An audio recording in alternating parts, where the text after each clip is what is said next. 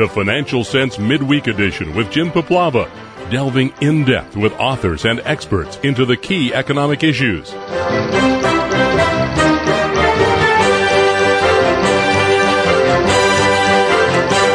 Joining us next on the program is author and investor Jim Rogers. His latest book, A Gift to My Children, A Father's Lessons for Life and Investing.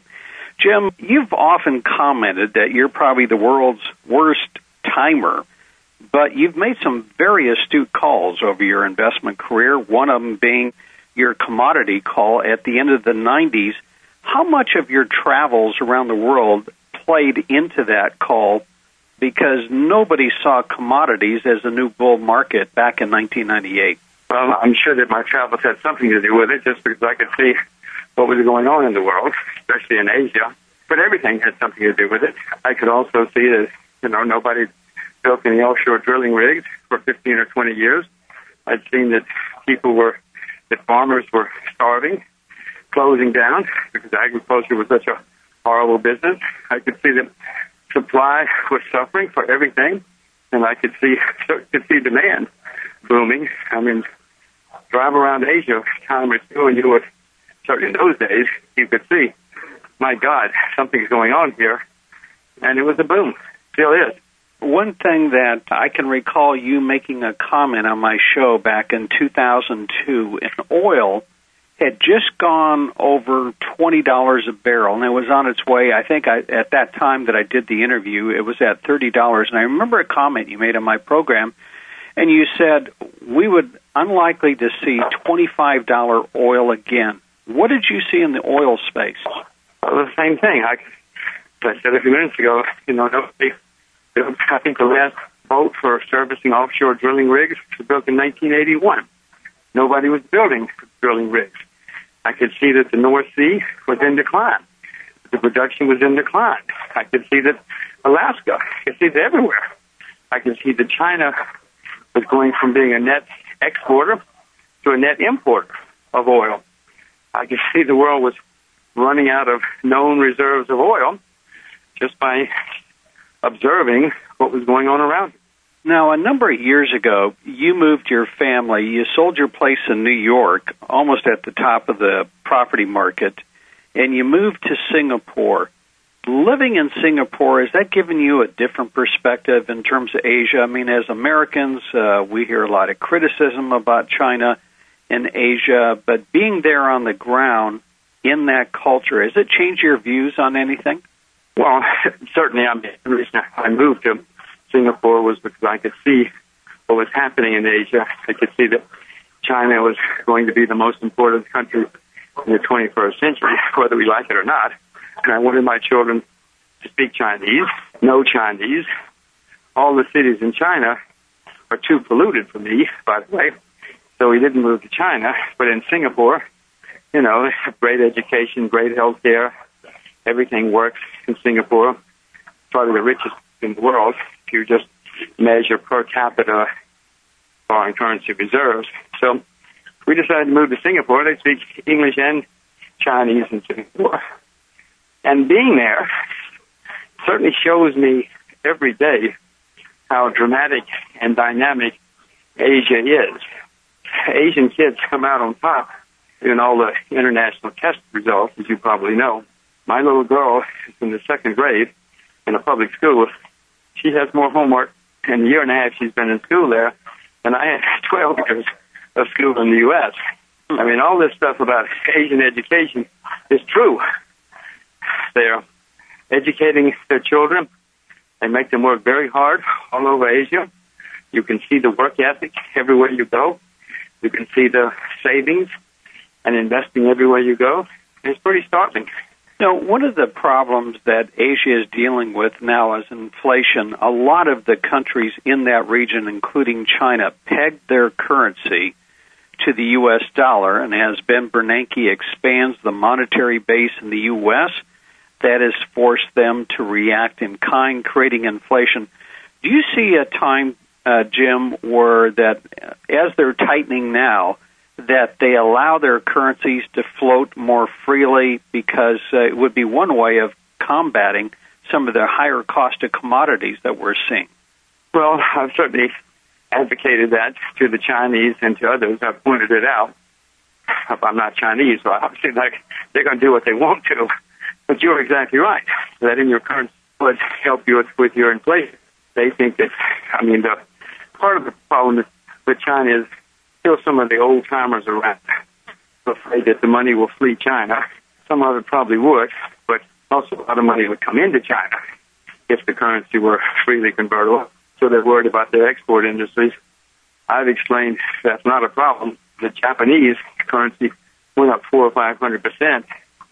Japan still has a balance of trade surplus with the United States, so this is not a real worry as far as I'm concerned, but I'm not Chinese.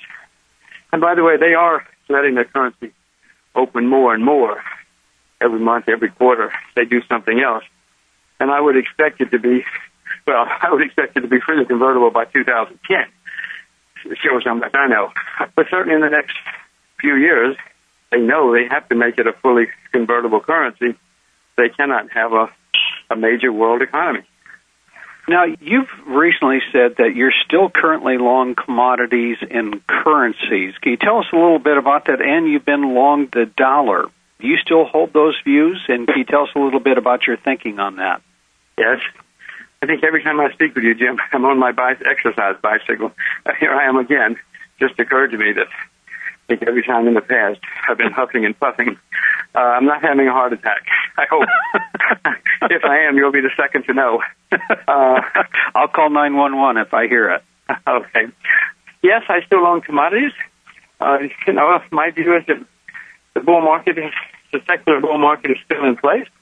If the world economy, on a shorter-term basis, if the world economy gets better, I'm obviously going to make a lot of money in commodities because of the shortages. If the world economy does not get better, I'm going to make money because then government's going to print more money. It's the wrong thing to do. Absolutely the wrong thing to do. But that's all they know. So that's what they'll do. Well, that's the front page on Bloomberg this morning was a speech given by Ben Bernanke. He said, uneven recovery still needs stimulus, which translates to me, Jim, he's still thinking of printing more money. Well, of course he is. That's all the man knows. He doesn't understand economics. He doesn't understand currencies. He doesn't understand finance. All he understands is printing money. His whole intellectual career has been devoted to the study of printing money. We've given him the printing presses. Come on, he's just an Ivy League professor. He doesn't know very much. And unfortunately, we're all going to have to pay the price. So I own commodities. I also own currencies because, there are huge imbalances in the world. The U.S. is the largest debtor nation in the history of the world. You know who all the other debtors are. The largest creditor nations in the world are China, Korea, Japan, Taiwan, Hong Kong, Singapore. So these imbalances are going to play out more and more in the currency market. And I hope I get it right. Well, speaking of imbalances and reaction to all of this money printing, last year we saw the price of silver go up 80%, and I think this year at one point it was up to close to 50%. And it would appear to me, Jim, that there are strong fundamentals in silver, but we've seen a pullback. Let's talk about that. Isn't that healthy when you see a run-up of a commodity? I think it was up 170 or 180% before it corrected.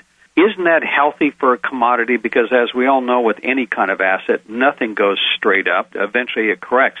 Is this healthy in your opinion? Well, I own silver, and I was delighted to see it break and go down.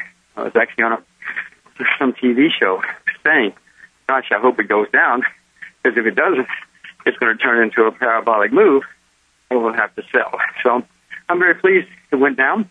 I want to own my silver for another 5, 10, 15 years, and hopefully it will go up, consolidate, go up, consolidate, go up, consolidate, and in 10 years, we'll all be absolutely stunned at how high the price of silver is.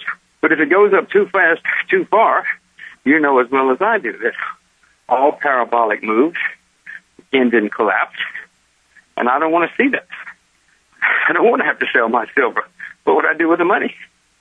One thing that was posed in the markets, especially when silver was going over 30 and it got into the $40 range, there were some what I call shortages of particular coins. Like it was difficult to get silver eagles. The U.S. Mint had been sold out. Dealers were charging premiums, and some would suggest that there was an actual silver shortage. But to my knowledge, Jim, the biggest buyers of silver in the world are in Asia and India. Did you experience or have you heard of stories in, let's say, India or Asia where there were shortages as appeared here, for example? Well, yes. Whenever I go to China or Hong Kong, I try to buy silver coins, pandas they're called. And it's very difficult there for a while to get pandas. It still is. Still is difficult to get silver pandas. The gold ones are more readily available. But no, I certainly saw it. And I know that the Indians, a lot of Indians who traditionally huge buyers of gold, started buying more silver. And the Chinese have gone, 1,500. That's expensive for a lot of people. So Chinese were converting to silver as well.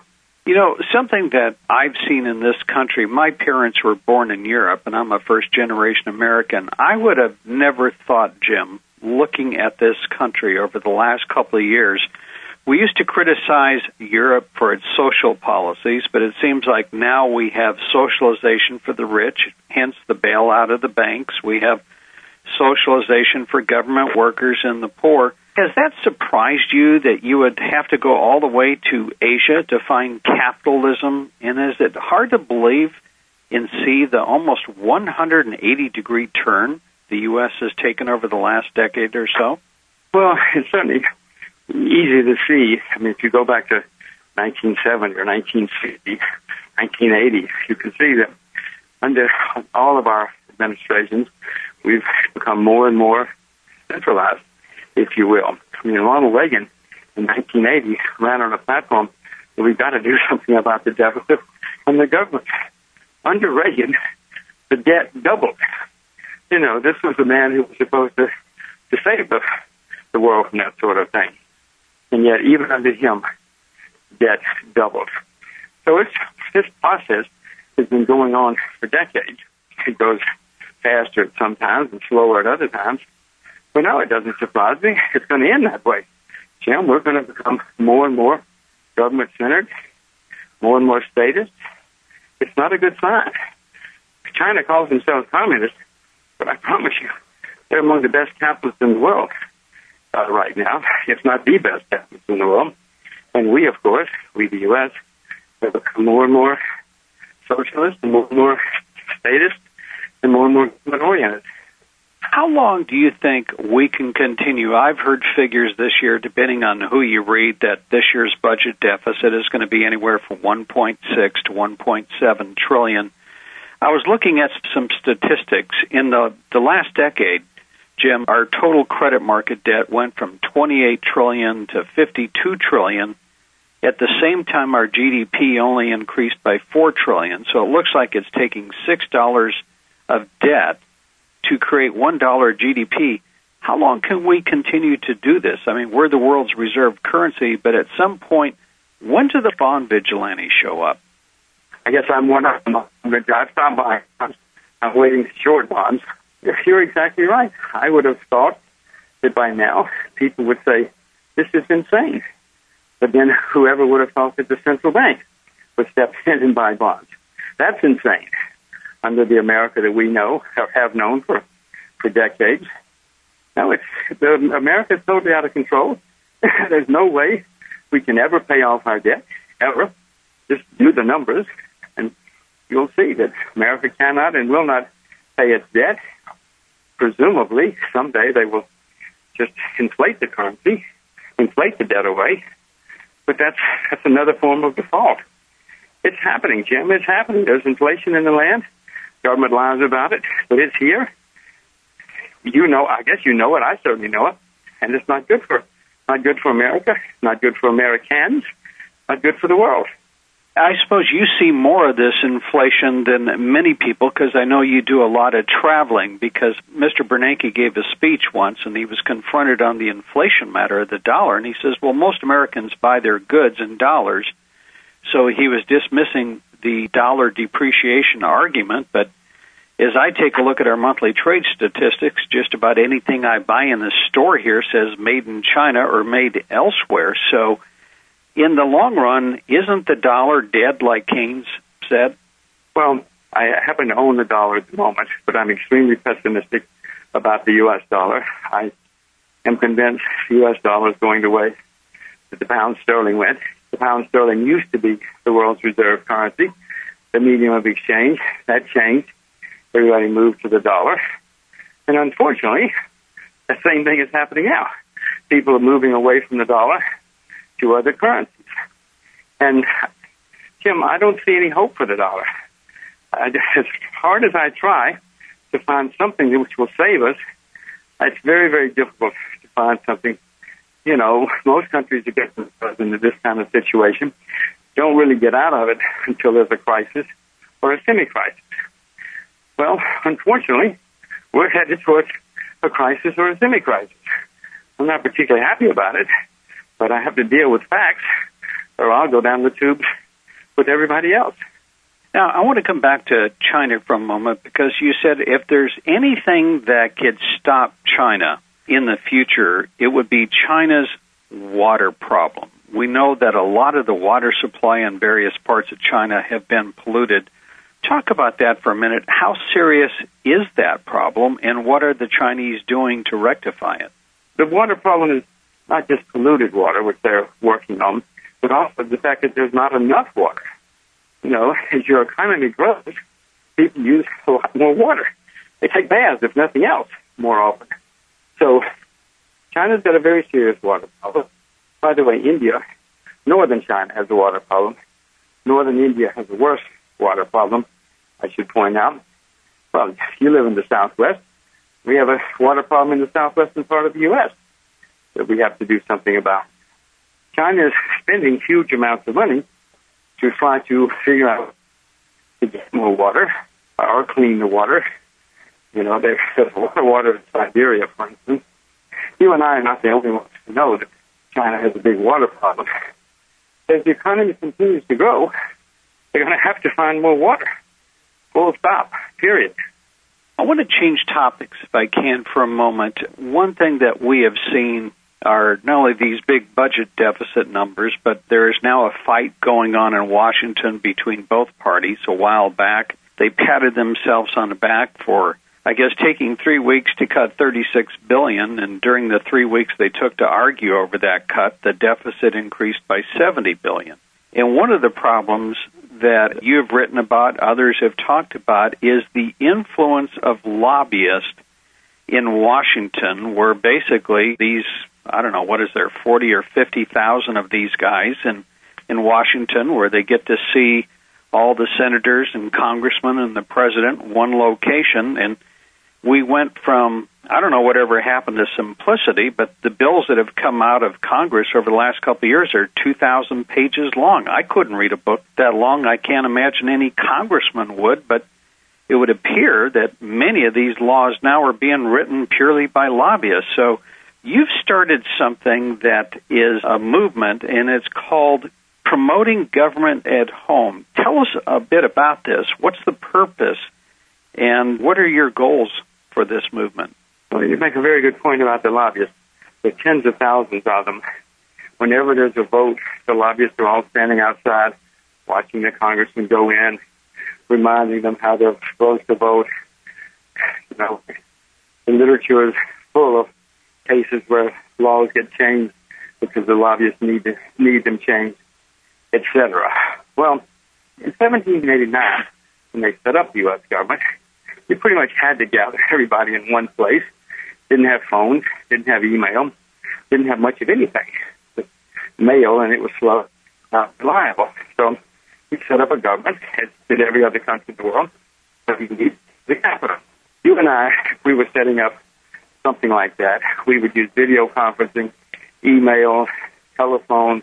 There's no reason for 535 people all together in one town to do anything. We could all stay home. And if, in my view, if every congressman had to stay in his own district and vote from his own district, the world would be a lot different. I doubt if Wall Street would have gotten bailed out for hundreds of billions of dollars if we all went down to the local high school gym and watched the congressman vote, or to his office and watched him vote. If the congressmen have to drive on the highways, local highways, send their kids to the local schools, buy their groceries in the local grocery stores, we would see them every day. They would know what's going on. But now they live in this rarefied atmosphere of Washington, D.C. They have very little clue about what's happening out in our world. So my view would be make them stay home. Everything we need to do now can be done from anywhere in the world. You don't have to go to Washington. And then if the lobbyists want to come see you, let them come see you in your own district. And then the lobbyists would have to go to 535 different locales in order to press their case. But at the same time, the local citizens would be right there talking to the congressman too.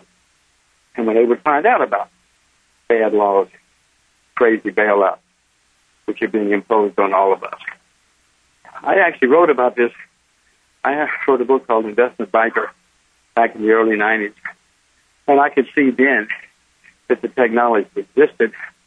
But now, of course, the technology exists in spades. You can do anything now. And you don't have to worry about it being encrypted. Plenty of ways for it to be secure and safe. And as I said, if you and I were going to set up a government in 2015, we wouldn't set it up this way. We would set it up electronically.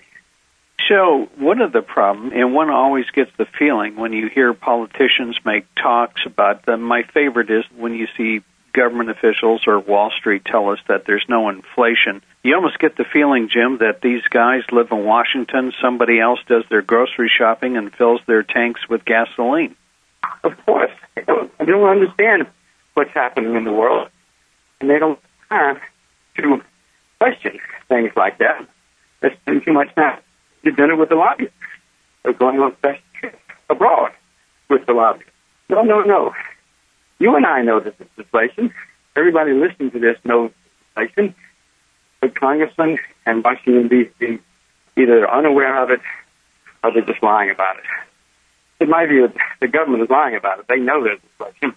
The congressmen may not know because they don't go shopping.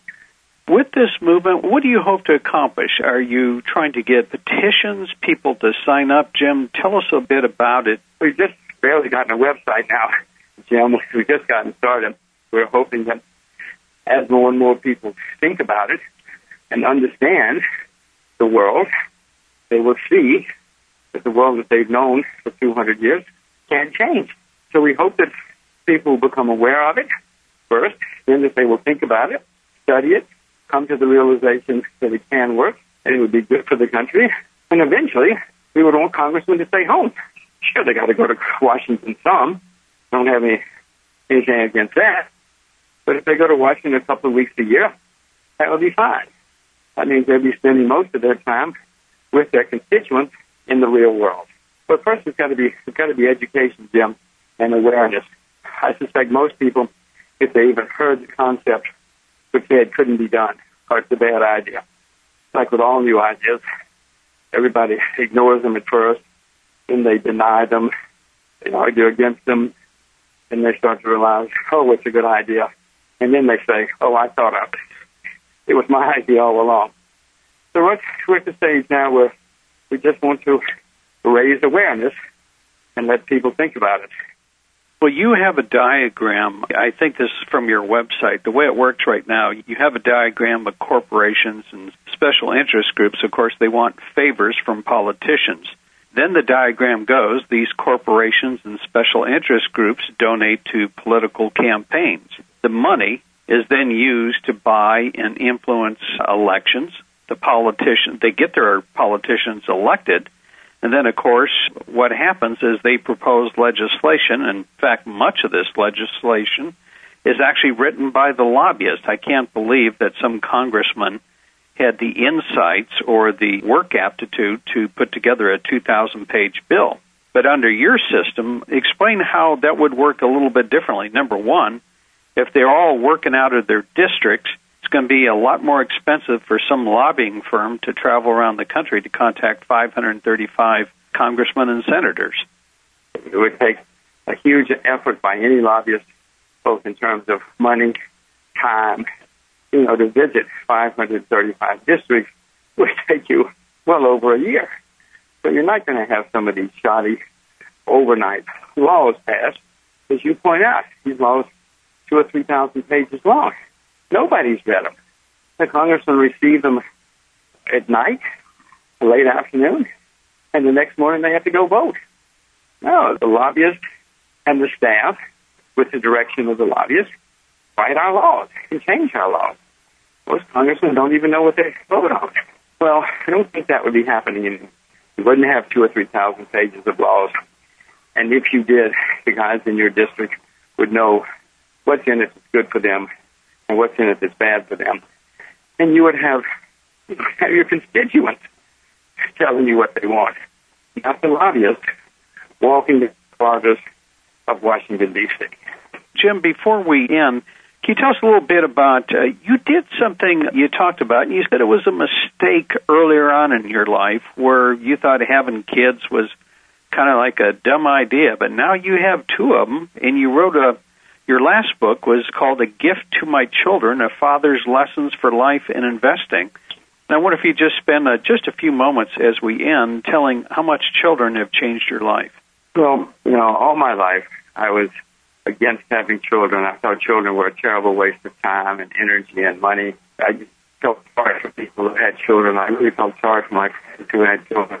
It was not something I was ever going to do. Well, I did it, and boy, was I wrong. I was totally wrong about children. My first little girl was so much fun. I couldn't get enough of her 24 hours a day, 7 days a week, so we did it again. And I'm telling him, this is just the most I can imagine, these two little girls, and watching them grow and helping them grow. There's nothing quite like it. Everybody listening to this, if they haven't done it, I urge you to get home and get on with it. Take the day off. Well, maybe you shouldn't take the day off these days. These are perilous times. But go home for lunch. Have a lunch hour. I'm telling you, little children are just so fun. And the book that you wrote, what prompted that? Because, you've written a number of books from hot commodities to adventure capitalist to investment biker and to a bull in China. This was a different book for you. Well, it started because I kept thinking of things I wanted to teach them, and they were too young for me to teach them some things, such as saving your money and, what kind of career in life to pursue. So I started writing them down, and a journalist, a Japanese journalist, actually called me once to tell me some of the things you're telling your children. She was asking specifically about investing, but then that turned out to be a very successful article for her, so she a few more times. And then the next thing you knew, a Japanese publisher wanted to publish it as a book, so the book was published in Japan, and it grew and grew and grew, and then I did it here. Put together, many of us had plenty of failures in my life and a few successes, so I wanted them to learn from the things that I've done right and the things that I've done wrong. Hopefully they'll evolve and understand them as they get older, and they will help guide them. I hope I can tell them and teach them things myself, but some of this is all now written in a book, and they can pick it up and look at it anytime they want to.